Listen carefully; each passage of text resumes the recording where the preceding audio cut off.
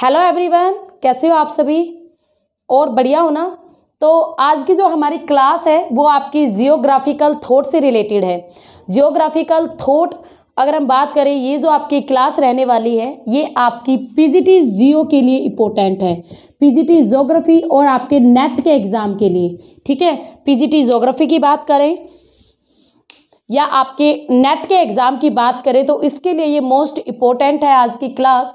और इसमें मैं आपको जो जियोग्राफर पढ़ाने वाली हूँ वो है भाई आपके हम्बोल्ट महोदय और कार्ल रिटर महोदय। हम्बोल्ट महोदय और कार्ल रिटर महोदय। हम्बोल्ट महोदय और कार्ल रिटर महोदय, इनकी बात करें तो दोनों के दोनों समकालीन थे, यानी दोनों के दोनों एक ही टाइम पर थे। और उसके अलावा इन दोनों की मृत्यु भी एक ही टाइम पर हुई 1859 में। 1859 में इन दोनों की मृत्यु एक ही सन में हुई थी। और जब इनकी मृत्यु हुई थी तो एक बुक प्रकाशित हुई थी। वो बुक किसकी थी? डार्विन महोदय की। डार्विन महोदय की एक बुक थी जो उसी वर्ष प्रकाशित हुई थी। बुक का नाम था origin of spices. Origin of spices. ठीक है, तो ये पूछा जाता है कि जिस साल आपके हम्बोल्ट और कार्ल रिटर मरे थे तो उस साल कौन सी बुक फेमस हुई थी, प्रसिद्ध हुई थी, प्रकाशित हुई थी? तो वो बुक थी ओरिजिन ऑफ स्पीसीज, डार्विन महोदय की, 1859 में, जब ये दोनों मरे थे, हम्बोल्ट और रिटर। हम्बोल्ट की बात करें, बहुत इंपॉर्टेंट काम किए थे इन्होंने। ये हमेशा घूमने वाला व्यक्ति था, ये हमेशा कुर्सी पर टिक कर काम करने वाला व्यक्ति था। ठीक है, तो हम्बोल्ट महोदय की बात करें तो हम्बोल्ट महोदय की फेमस बुक का नाम था भाई कॉस्मोस। हम्बोल्ट महोदय की फेमस बुक का नाम था कॉस्मोस। एग्जाम में पूछी जाती है कॉस्मोस। ठीक है, 5 खंडों में विभाजित थी ये, 5 खंडों में विभाजित थी हम्बोल्ट महोदय की कॉस्मोस पुस्तक। कार्ल रिटर की बात करें तो इसकी भी एक फेमस पुस्तक थी, कौन सी? आर्डकुंडे। आर्डकुंडे कार्ल रिटर महोदय की फेमस पुस्तक का नाम। 19 खंडों में बटी हुई थी, यानी 19 भागों में बटी हुई थी कार्ल रिटर की आर्डकुंडे पुस्तक। हम्बोल्ट एक ऐसा व्यक्ति था जिसने सबसे पहले समताप रेखाओं का यूज किया। समताप रेखाएं आप जानते हो ना, ऐसी रेखाएं जो समान तापमान वाले स्थानों को मिलाती हैं तो उन्हें कहते हैं समताप रेखाएं। तो समताप रेखाएं सबसे पहले मानचित्र पर किसने बनाई? हम्बोल्ट महोदय ने। किसने यूज किया सबसे पहले इनका? हम्बोल्ट महोदय ने। उसके अलावा वनस्पति विज्ञान, शरीर विज्ञान, यानी शरीर की जो संरचना कैसे हुई है, क्यों हुई है, इन सब चीज़ों से भी बात करें तो आपका जो हम्बोल्ट महोदय है इसको विस्तृत ज्ञान था इन सभी के बारे में। इसने हम्बोल्ट महोदय ने एंडीज पर्वतमाला की चोटी थी चिम्बाराजो। एंडीज पर्वतमाला की चोटी थी चिम्बाराजो। इस चोटी की चढ़ाई की किसने? आपके हम्बोल्ट महोदय ने एंडीज पर्वत की चोटी चिम्बाराजो की चढ़ाई की। और एक चीज़ का पता लगाया कि ऊंचाई के साथ, यानी हाइट के साथ आपके वायु दाब का संबंध होता है। हाइट के साथ क्या होता है कि वायु दाब का संबंध होता है, वायु दाब कम होता है, अधिक होता है। इस चीज़ का पता लगाया किसने? हम्बोल्ट महोदय ने। समझ गए ना? यानी चिम्बाराजो पर्वत की चढ़ाई की और पता लगाया कि ऊंचाई के साथ आपके वायु दाब का संबंध होता है। अब जो आपके हम्बोल्ट महोदय और रिटर महोदय, दोनों के दोनों 18वीं सदी की जो विचारधारा है, 18वीं सदी के विचारधारा का प्रतिनिधित्व करते हैं। पूरी तरह से पूरा बोलबाला था इनका 18वीं शताब्दी में। और हम्बोल्ट को तो आखिरी महान पॉलीमैथस की भी संज्ञा दी गई थी। हम्बोल्ट महोदय को आखिरी महान पॉलीमैथस भी कहा गया था, पॉलीमैथस की भी संज्ञा दी गई थी हम्बोल्ट महोदय को। ठीक है, उसके अलावा जो इसकी बुक थी भाई कॉस्मोस, हम्बोल्ट महोदय की जो कॉस्मोस बुक थी वो क्रमबद्ध भूगोल का शास्त्रीय ग्रंथ भी कहा जाता है। ठीक है, क्रमबद्ध भूगोल का, यानी आपकी सिस्मेटिक जो ज्योग्राफी होती है तो क्रमबद्ध भूगोल का एक शास्त्रीय ग्रंथ माना जाता है। जैसे आपके ये होते हैं ना शास्त्रीय ग्रंथ कौन से? जैसे हमारे सामवेद, अथर्ववेद, यजुर्वेद।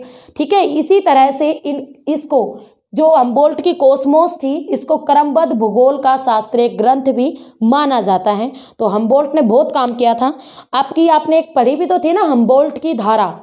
पेरू के पास, पेरू के तट पर जो हमबोल्ट की धारा बहती है, उस धारा का भी पता हमबोल्ट महोदय ने ही लगाया था। ठीक है, तो उस धारा का भी पता किसने लगाया था? हमबोल्ट महोदय ने ही।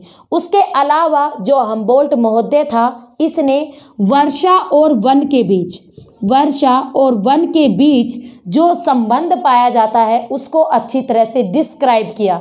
वर्षा और वन के मध्य जो संबंध है उसको स्थापित किया, उसको डिस्क्राइब किया। और इसने एक वर्ड की रचना की थी हमबोल्ट महोदय ने,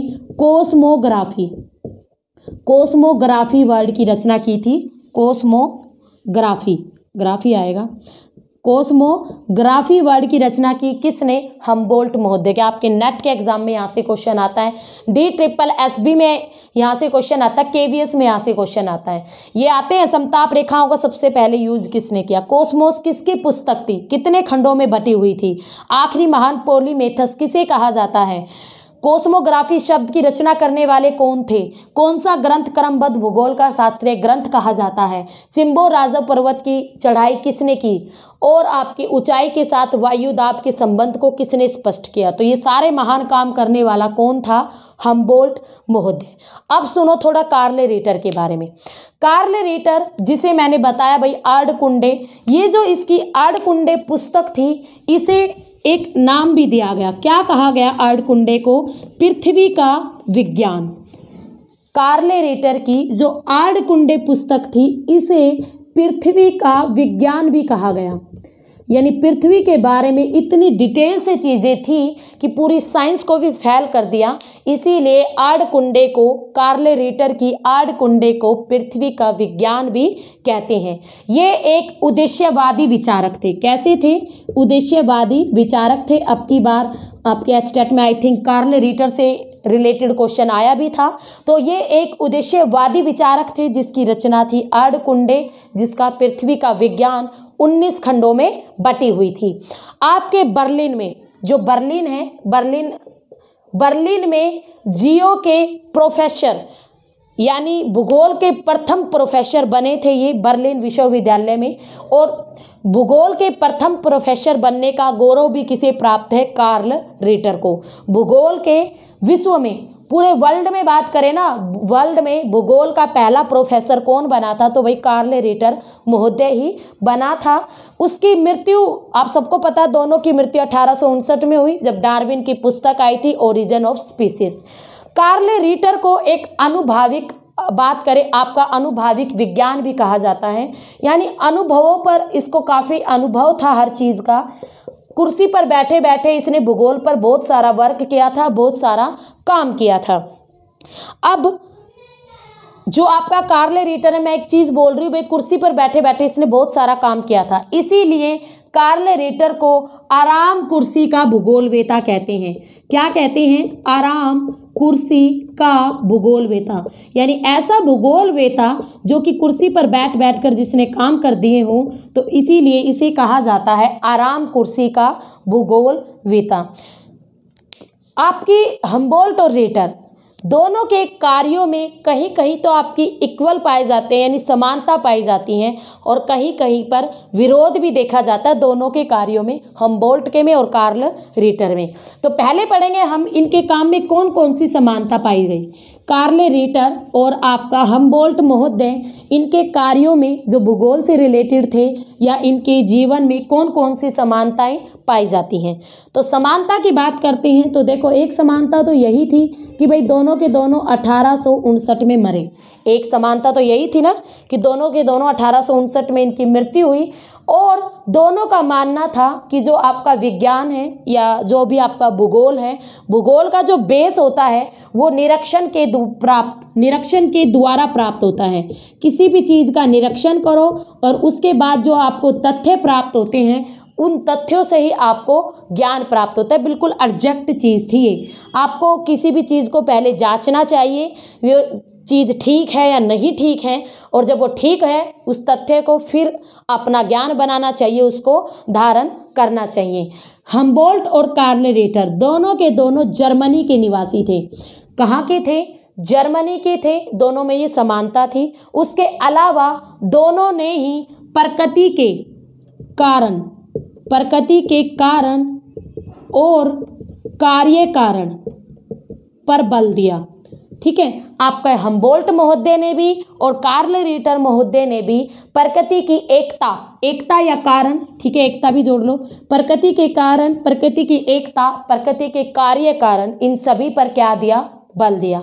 ये तो इनकी समानता की बात कि मृत्यु एक साल हुई, निरीक्षण द्वारा तथ्यों का ज्ञान कहते थे, जर्मनी के निवासी थे, प्रकृति के एकता, उसके कार्य, उसके कारण आदि पर इन्होंने बल दिया। अब हम पढ़ेंगे इनकी असमानता कि भाई ये दोनों एक दूसरे से किस बात में और कैसे अलग थे। तो असमानता, हम्बोल्ट और कार्ल रिटर के बीच असमानता। तो एक तो सबसे बड़ी असमानता यही थी कि हम्बोल्ट आपके घूमने फिरने वाले व्यक्तियों में से थे, यानी देखो कहाँ पर्वतों की चढ़ाई कर रहे हैं, कहाँ हम्बोल्ट जलधारा का पता लगा रहे हैं, कहाँ कुछ कर रहे हैं, और आपका कार्ल रिटर कुर्सी पर आराम से बैठे हुए भूगोल में काम कर रहा है। तो एक तो आपका आराम कुर्सी का संस्थापक कहा जाता है और एक आपका घूमने फिरना। दूसरा, जो आपका हम्बोल्ट महोदय था वो आपके क्रमबद्ध भूगोल में अध्ययन करता था, यानी क्रमबद्ध भूगोल को मानता था, सिस्टमैटिक ज्योग्राफी को मानता था। ठीक है, उसके अलावा आपका कार्ल रिटर प्रादेशिक भूगोल का अध्ययन को बल देता था कि जो भूगोल है उसके अंदर प्रादेशिक तौर पर चीज़ों का अध्ययन करना चाहिए कार्ल रिटर के अनुसार। दूसरे, हम्बोल्ट आपके एक क्या थे? खोज करता थे। मैंने अभी बताया ना, घूमने फिरने वाले थे, एक खोज करता थे।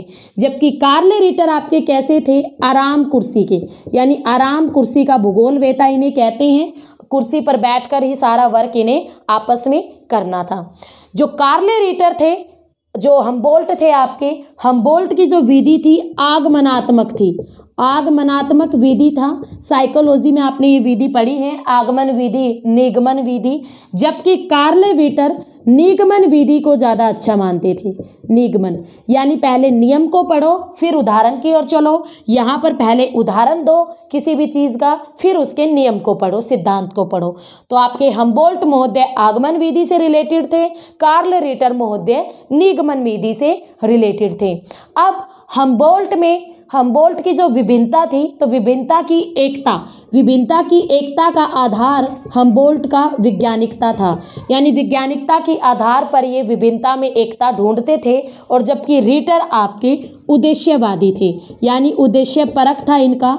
विभिन्नता में जो एकता होगी वो उद्देश्य परक होती है कार्ल रिटर के अनुसार, और हम्बोल्ट महोदय के अनुसार विभिन्नता में जो एकता होती है वो आपकी वैज्ञानिकता होती है। ठीक है, तो भाई ये थे आपके हम्बोल्ट महोदय और रिटर महोदय। एक छोटी सी क्लास में मैंने आपको समझाया है, वैसे पूरा डिटेल में स्टडी करेंगे जब आप कोर्स लोगे। ठीक है, आप कहोगे मैम हर क्लास में कोर्स के बारे में कहते हैं। भाई आपके भले के लिए ही है। आपको ये नहीं पता कि 10-10 बुक उठाकर हमने पेड कोर्स तैयार किया है। किसी पर्टिकुलर एक बुक से आपका पेड कोर्स तैयार नहीं हुआ है, तो बहुत सारी मेहनत लगी है। तो अगर आप चाहते हो अपने पीजीटी लेवल के एग्ज़ाम क्रैक करने, देखो एक ही पेड कोर्स से आप DSSS, KVS, NVS और उसके अलावा आप HTET के पीजीटी लेवल और अदर स्टेट का पीजीटी लेवल इजीली क्रैक कर सकते हो। और उसके साथ साथ नेट का भी पेड कोर्स अवेलेबल है, नेट की भी आप वहां से तैयारी कर सकते हो, जियो की। और पेड कोर्स लेने के बाद आप देखोगे कि आपने कितना कुछ पढ़ा है। हाँ मैम ठीक बोल रही थी। तो अगर आपकी इच्छा है तो आप ये जो आपको यहाँ पे पढ़ा रही हूँ ना, यही सारी चीज़ें आपकी बहुत ज़्यादा डिटेल में है पेड कोर्स के अंदर। तो जब अगर आप पेड कोर्स को लोगे ईजिली क्रैक हो जाएगा। मैं आपसे बैक लगाने के लिए भी तैयार हूँ, पर अगर आप अच्छी तैयारी करोगे तो। अगर आपने तैयारी नहीं की, ये ना हो कि पेड कोर्स लेकर बैठ के तैयारी नहीं करोगे तो कैसे क्लियर होगा। तो उसमें जो वीडियोस हैं, जो व्यूज़ हैं, उनको अच्छी तरह से पढ़ोगे। उसके साथ साथ आपको PDF भी दिए जाएंगे, क्वेश्चंस भी दिए जाएंगे, प्रैक्टिस सेट भी दिए जाएंगे प्रैक्टिस करने के लिए, ताकि आपके क्वेश्चंस का लेवल आपको पता चल जाए हर एग्जाम में कैसे आता है। ठीक है, तो अगर आप पीजीटी पेड कोर्स ज्योग्राफी का और नेट पेड कोर्स ज्योग्राफी का लेना चाहते हो तो अचीवर्स अकेडमी ऐप डाउनलोड करो और वहाँ पर जाके आपको पेड कोर्स अवेलेबल हो जाएगा। बट थोड़ा रुकना पड़ेगा, 15 फरवरी के बाद आपको पेड कोर्स अवेलेबल वहाँ पर दिख जाएगा, अभी नहीं दिखेगा। ठीक है, तो फिर मैसेज मत करना कि मैम हमें अभी दिख नहीं रहा है, तो मिल जाएगा भाई 15 फरवरी से वहाँ पर स्टार्ट हो जाएगा, क्योंकि ऐप में डालने में काफ़ी चीज़ें होती हैं ना, तो काफ़ी टाइम लग जाता है। नेट का भी इशू हो गया था बीच में, तो आपको कोर्स जल्दी अवेलेबल हो जाएगा। तो वहाँ से आप अपना तैयारी कर लेना और पीजीटी का एग्ज़ाम इजीली क्रैक कर गवर्नमेंट जॉब लग जाना। मेरी विश है आपके साथ, ये बेस्ट विश। ठीक है, बेस्ट ऑफ लक आप सभी को। तो फिर मिलेंगे, तब तक आप इन सारी चीज़ों को अच्छी तरह से कवरअप कर लेना। देखो, जो ले सकते हैं वो अच्छी बात है, जो नहीं ले सकते उनके लिए तो मैं वीडियो बना ही रही हूँ पीजीटी लेवल की, नेट लेवल की, तो आप यहाँ से भी उनको देख सकते हो। पर क्या होता है ना, यूट्यूब पर हम इतनी ज़्यादा डीपली चीज़ें नहीं पढ़ा पाते, इतनी लंबी लंबी वीडियो भी नहीं बन पाती भाई यूट्यूब पर, तो इसीलिए पेड कोर्स निकाला है, ताकि जो बच्चे ले सके तो ले लो और अपना फ्यूचर बना लो। ठीक है, फिर मिलेंगे, तब तक के लिए have a nice day. Okay, bye bye.